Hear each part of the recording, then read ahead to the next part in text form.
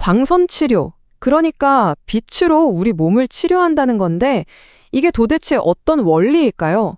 오늘 그 핵심을 한번 제대로 파헤쳐 보겠습니다. 자, 그럼 가장 기본적인 질문부터 시작해 볼까요? 아니, 매일같이 우리 주변에 있는 이 흔한 빛 있잖아요. 이게 어떻게 병을 고치는 그런 정교한 의료 도구가 될 수 있었을까요? 신기하지 않으세요? 네, 그래서 오늘 우리가 살펴볼 내용이 바로 이겁니다. 먼저 빛이 어떻게 치료 도구가 됐는지, 그리고 빛의 정체는 뭔지, 또 어떤 종류의 빛을 치료에 쓰고 우리 몸과는 어떻게 반응하는지 알아볼 거고요. 마지막으로 이건 정말 중요한데 광선 치료의 3대 법칙까지 쭉 훑어보겠습니다. 자, 그럼 첫 번째 이야기부터 시작해 볼게요. 광선 치료. 도대체 그게 뭔지 개념부터 확실하게 잡아보자고요.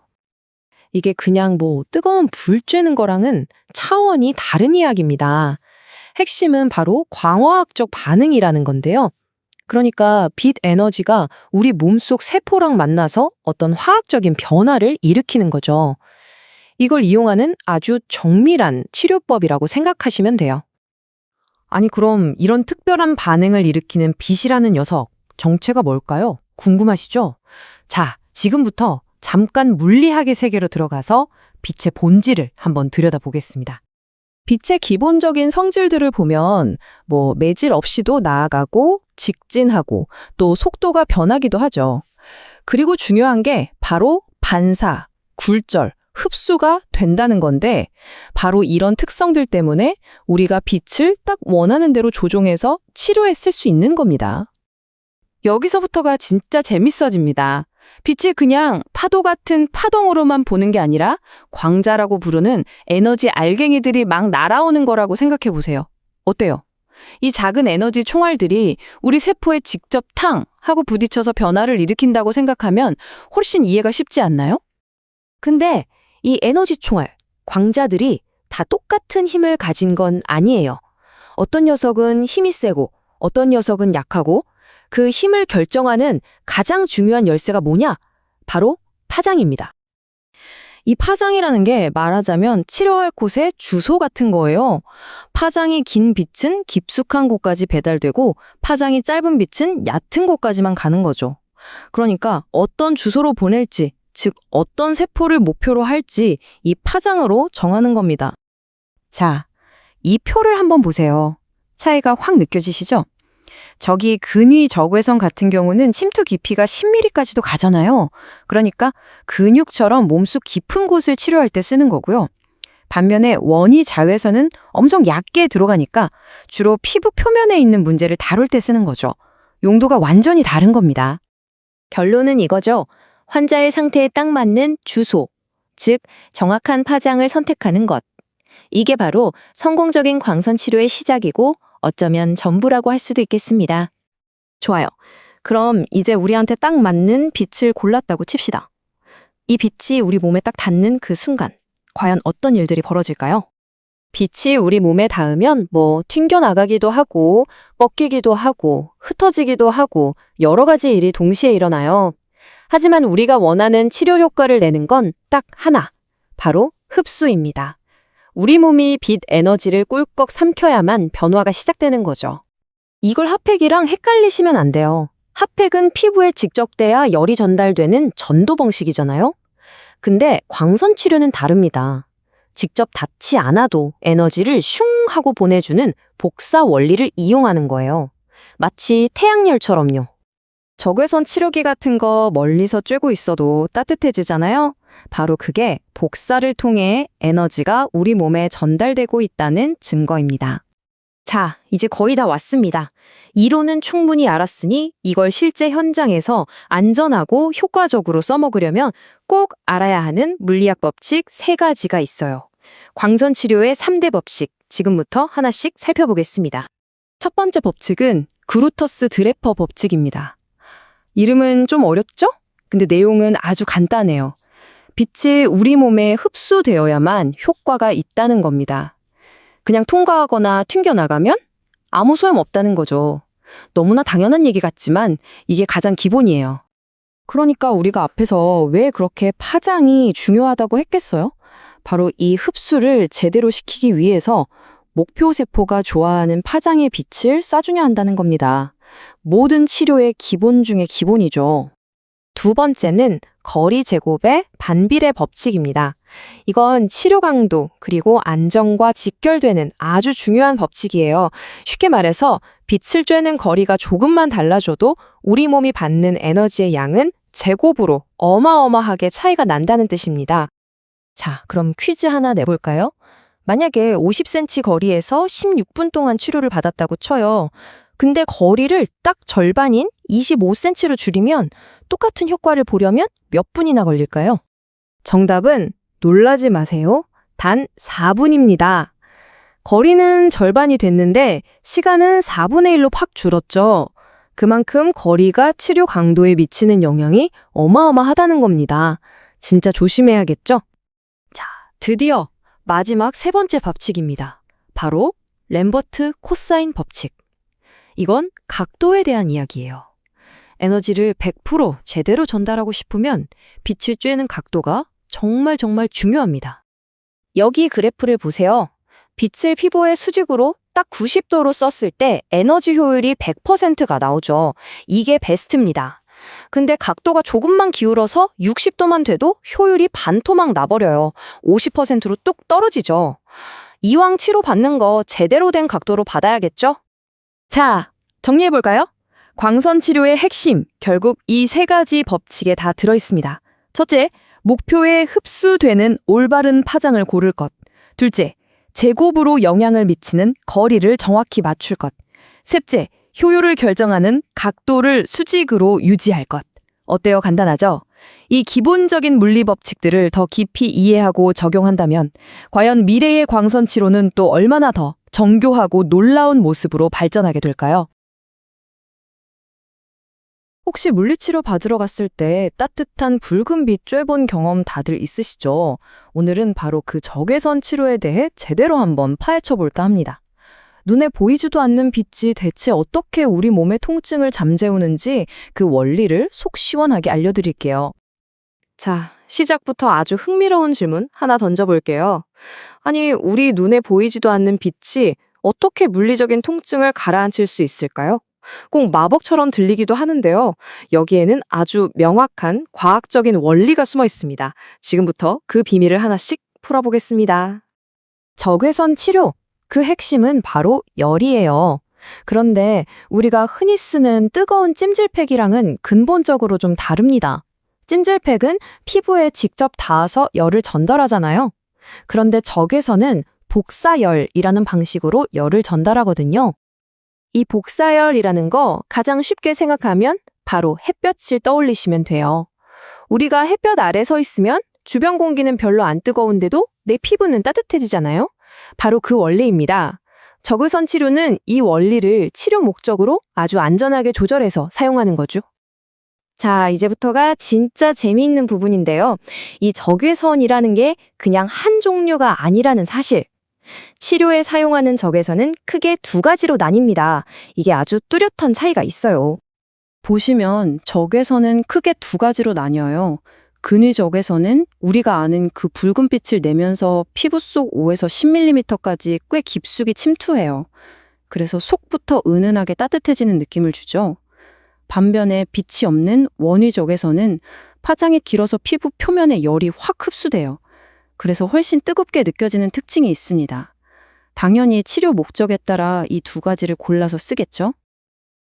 그렇다면 이렇게 서로 다른 두 종류의 적외선이 실제 물리치료실에서는 어떤 장비로 또 어떻게 사용되고 있을까요? 보시는 것처럼 장비가 생각보다 다양하죠?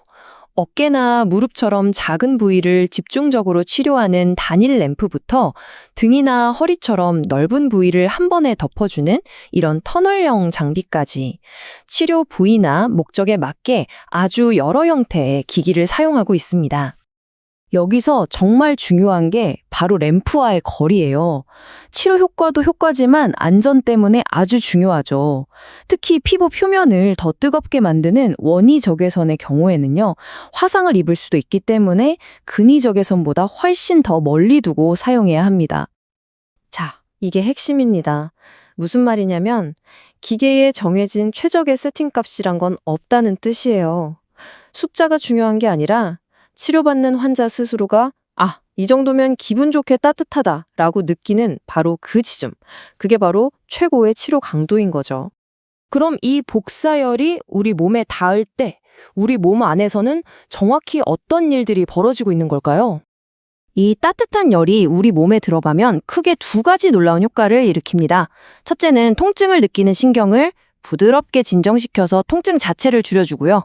둘째는 혈관을 넓혀서 그 부위에 혈액순환이 아주 활발해지도록 만들어요. 그럼 어떻게 될까요? 뭉쳤던 근육이 스르륵 풀리고 영양 공급이 원활해지니까 회복 속도도 빨라지는 거죠. 모든 치료가 그렇듯이 적외선 치료도 어떤 증상에는 정말 좋지만 어떤 경우에는 절대로 사용하면 안 되는 경우가 있습니다. 그럼 어떤 경우에 효과가 좋을까요? 주로 관절염 같은 만성적인 통증이나 근육통, 신경통 완화에 아주 많이 쓰입니다. 그리고 또 하나, 본격적인 운동 치료나 마사지를 하기 전에 근육을 부드럽게 이완시키는, 준비 운동 단계로도 정말 효과적이에요. 이 부분은 정말 중요합니다. 절대적으로 주의해야 할 부분인데요.